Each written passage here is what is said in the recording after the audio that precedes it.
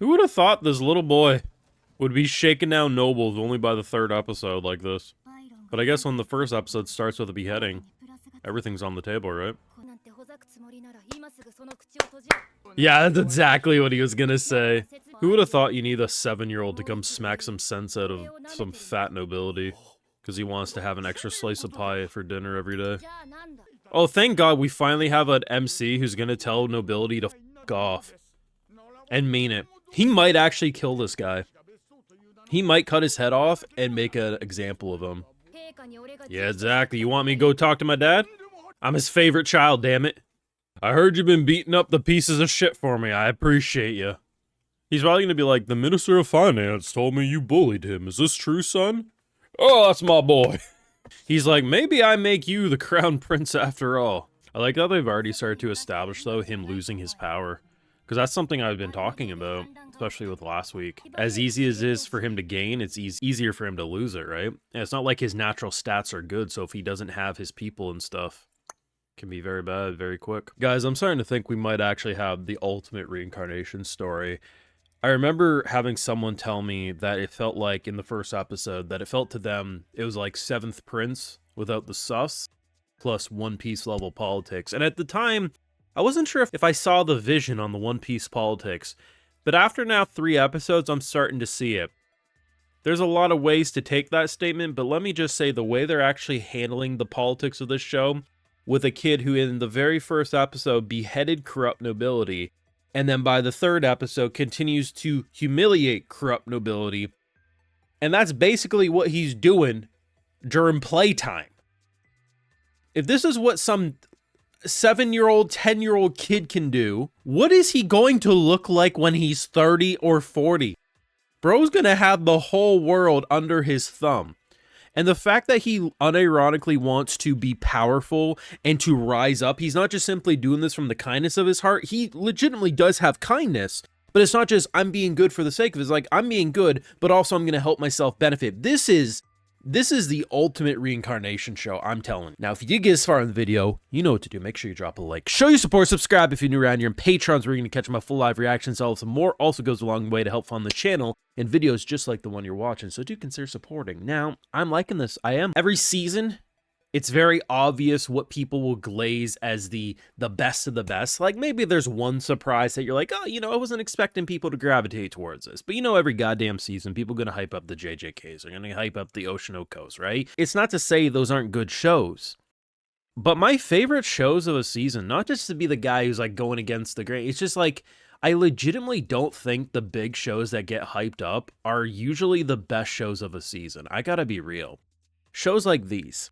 Shows like playing death games to put food on the table. Things that are actually well-written, competent, may not be the Sakuga of the season, but if anything, because it's not an ugly-looking show, like, look at this. This is not an ugly scene. That's how the show looks in general. And while the action isn't going to be on JJK's level or Chainsaw Man's level, etc., I also think it has its own unique flair. I mean, this is some pretty cool looking water. I'm sure for some people, ugliest thing they've ever seen, not enough impact frame for them, whatever. But I gotta be real, the action's fun, it's engaging. This is why I still think this is in the top 5 of the season for me. And even if I was including sequels and carryovers, which I usually try to differentiate, because if my favorite shows are returning, I'm always just going to say it's the best of the season, which I don't think is fair.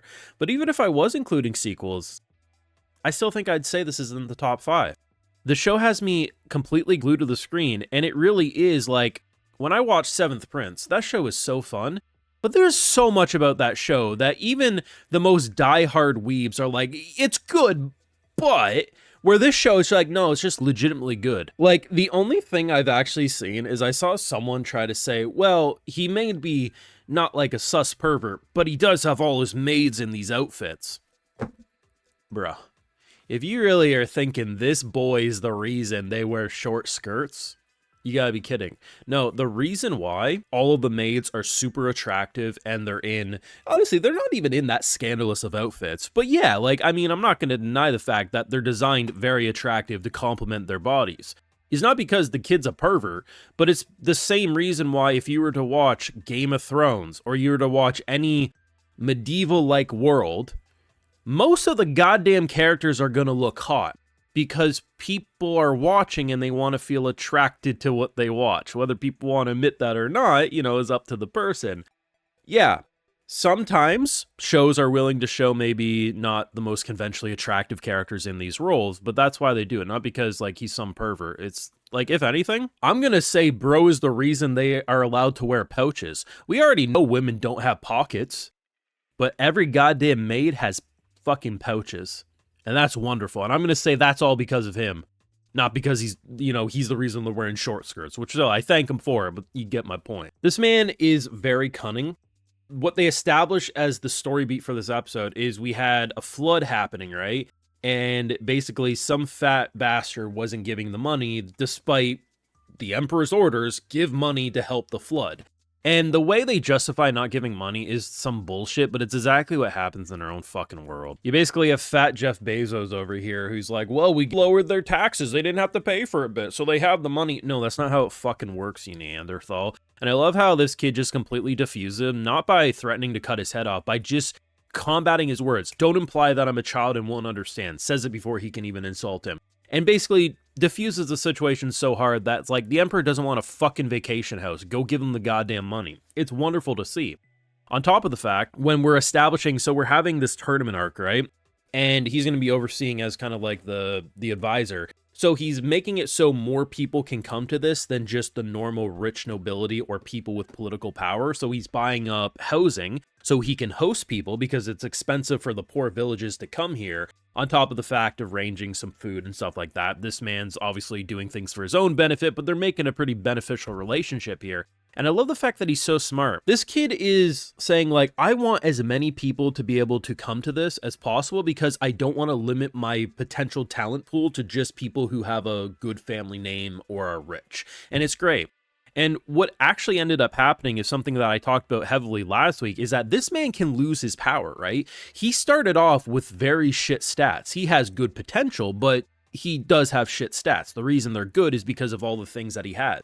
His water stat actually went down by half because of a rebellion that's starting. And the fact that he's also able to sense, kind of has like a little bit of a spidey sense about, you know, when people are about to jump him because of his sword. There's a lot of really cool mechanics at play. And I love how much his dad is respecting. Now, I'm not sure if his dad has similar abilities because he seemed to be able to know things in a similar way to that of Noah. So I'm honestly wondering if he has a similar stat thing going on or if it'll be different. But either way, I think Pops is basically looking at the 13th prince as like, damn, I've had 13 sons, but I finally have a son who I think is going to surpass me, sort of a deal.